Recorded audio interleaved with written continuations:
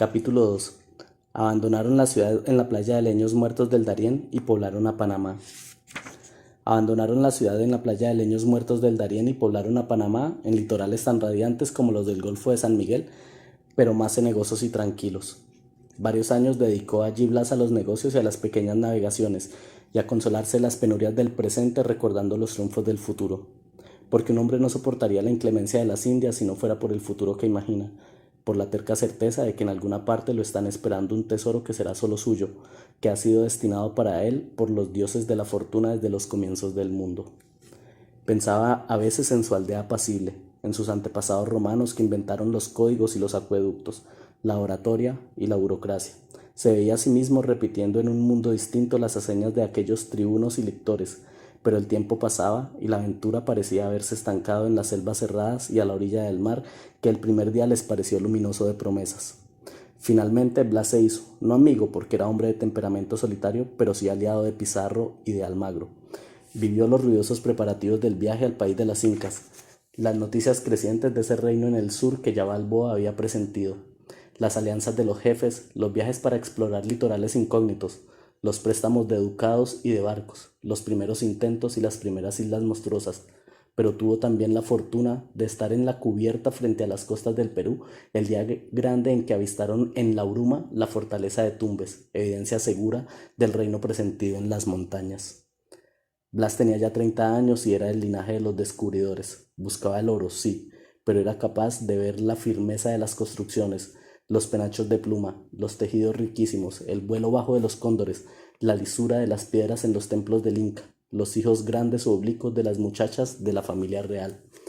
Y al parecer estaba mejor hecho para el amor que para la guerra, porque el día en que entraron con Hernando de Soto en el refugio del rey en las montañas, mientras los otros soldados recorrían con ojos recelosos las largas filas de flecheros y lanceros incas, él se quedó mirando desde su caballo el cerco de mujeres que envolvía como una flor al extraño rey al que estaba prohibido mirar, y entre todas ellas dicen que vio solo a una. No sé cómo se encontraron, pero me alegra saber que en medio de tantas escenas de sangre y de horror que abundaban en aquellos días, hubo también, más oculto a los ojos del mundo, un cuadro que no fue de violación ni de infamia, sino la secreta conquista de aquella muchacha por este soldado que la amó con solo verla y que comprendió en el abrazo que su larga demora en el istmo no había sido una espera de tierras y crímenes, sino el amor que le habían guardado las estrellas. Gentes de la casa virreinal afirmaban que la madre de Inés había sido una princesa chimú de la solemne ciudadela de barro de Chanchan, que mira con los ojos sedientos al mar y que Blas había encontrado cuando recorría los litorales resecos por los días en que Atahualpa estaba prisionero y las largas hileras de sus súbditos, cada hormiga con una piedra de oro, subían a los montes de Cajamarca a llevar el rescate. Pero la propia Inés me aseguró que su madre era en realidad una de las hermanas del Inca, refugiada en la ciudadela después de la masacre. Lo cierto es que meses después, la noche misma en que mataron a Atahualpa, en que lo estrangularon apretando en su cuello una cinta de acero atada a un tronco, cerca de allí nació la hija de los amores de Blas de Atienza con la hermana imperial. Y a diferencia de Pizarro, que solo pensaba en el poder en la política, y a semejanza de Almagro, que supo llevar a su lado al hijo de sus amores, Blas amó a esa niña en la que se juntaban las aguas de dos ríos tan distintos, como habría amado a una hija nacida allá en su vieja villa polvorienta de España. Inés fue poderosa desde pequeña y vio reflejada en los ojos de aquel hombre que había descubierto un mar para llegar a engendrarla.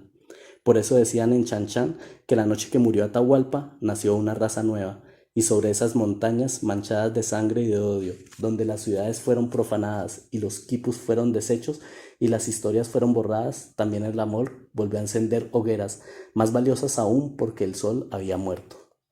Las guerras de Pizarro contra los generales incas dieron mucha riqueza a los primeros capitanes. Hombres que venían del hambre y la intemperie, de aldeas pedregosas y cunas miserables, se vieron de repente dueños de provincias enteras, abundantes en riquezas y en siervos. El marqués Pizarro benefició a Blas, como a mi padre, con minas y encomiendas, pero era desconfiado y rencoroso, y nunca olvidó que Blas de Atienza fue uno de los 11 españoles que se opusieron a la ejecución de Atahualpa.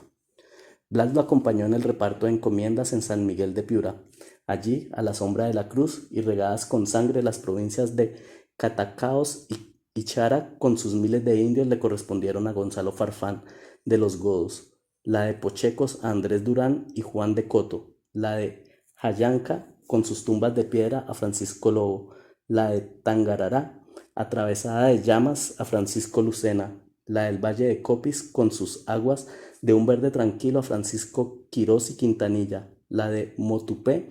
y Huancamba con pueblos de colores y vertiginosas terrazas de maíz a Diego Palomino, las peñas de Moscalá a Diego de Fonseca, los abismos de Paúr a Juan Trujillo, los bosques prietos de Ayabaca a Bartolomé Aguilar, los cabos de Punta Aguja a Miguel Ruiz el Cojo, la sierra de Amotapé con sus superpuestos arcoíris a Juan Barrientos, las tierras que ciñen la fortaleza de Cocola a Pedro Gutiérrez de los Ríos y las arboledas negras de Colineque a Baltasar Carvajal. Blas fue entre ellos nombrado como primer alcalde de Piura, pero siguió su camino por el litoral y fue fundador de Trujillo cerca de Huanchaco, junto al mar que él mismo había descubierto. Con Martín de Estete, llegado también con Pedrarias y primer conquistador que trajo a su mujer al viaje, con Gómez de Alvarado, que aún llevaba fijas en la pupila las barcas de flores de Tenochtitlán y templos escalonados oscuros de sangre humana, con Vicente de Bejar y Juan de Osorno, alto encomendadero del valle de Tucumé, que después legaría tierras y legiones de indios a su hijo Melchor, con Francisco Luis de Alcántara, hermano de madre de Francisco Pizarro, con Antón de Pero Mato, Miguel de la Serna y Miguel Pérez de Villafranca, con Andrés Varo y Diego Verdejo y Antón Cuadrado y Melchor Verdugo, intentó darle a la ciudad recién fundada el estilo o al menos el sabor de su villa castellana. Sólidos muros, grandes templos, exquisitos balcones, rejas con flores, y se inquietó por las repeticiones de su destino, porque la suerte quiso que le tocara una región similar a la de su pueblo de origen, donde lo más escaso era el agua.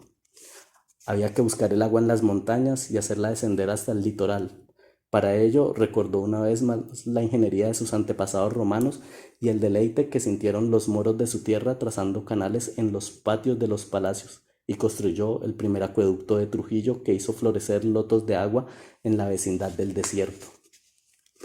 Pero aprendió también de los chimúes que hace cientos de años cavaron grandes estanques rectangulares al amparo de sus muros de barro exornados de peces, estanques donde emanan las aguas profundas y donde apagan su fiebre al mediodía los viringos, los oscuros perros sagrados.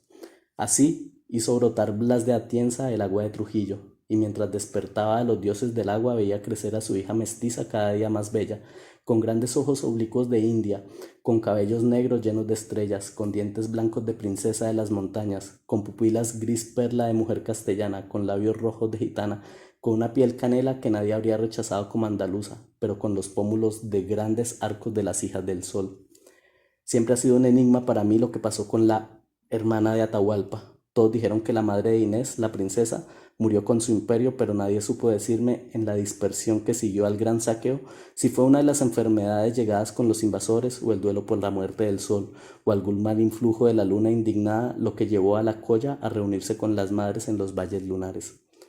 Lo cierto es que la hermosa India dejó en manos de Blas a esta hija de su juventud, y el viejo encomendadero se encaprichó de tal manera con la niña que la puso a vivir como una reina en sus haciendas del litoral, como intentando corregir en ella las atrocidades que los españoles hicieron a los incas.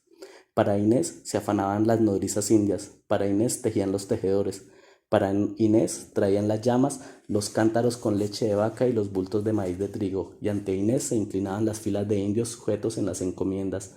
Veían en ella el poder de los nuevos amos que ahora sometían la cordillera, pero también la dignidad y la imagen de los poderes que se habían desplomado con los truenos de Cajamarca. Y Blas supo explotar esa doble condición de su hija. Nadie como ella parecía engendrado para reinar sobre los litorales. Fue tal la evidencia abrumadora de ese destino que cuando la niña tenía 13 años, el viejo Blas se enfermó malamente, al parecer a consecuencia de un viaje por los páramos. Buscaba en vano el aire, se llenaron de agua sus pulmones y de nada sirvieron las riquezas, ni ampollas y sangrías de los cirujanos de la ciudad de los Reyes de Lima, ni el silbo con cascabeles de los indios viejos, ni el llanto ceremonial de la servidumbre, porque el considerable Blas de Atienza dejó huérfana a su hija apenas entrada en la adolescencia y convertida en la joven más rica de la región y la más poderosa. Pocos años bastaron para convertirla también en la más bella y en la más codiciada por los señores españoles, que se repartían el reino, y no hubo quien no quisiera para sus hijos o para sí mismo la belleza de Inés de Atienza, adornada con la riquísima herencia que la muchacha había recibido de su padre.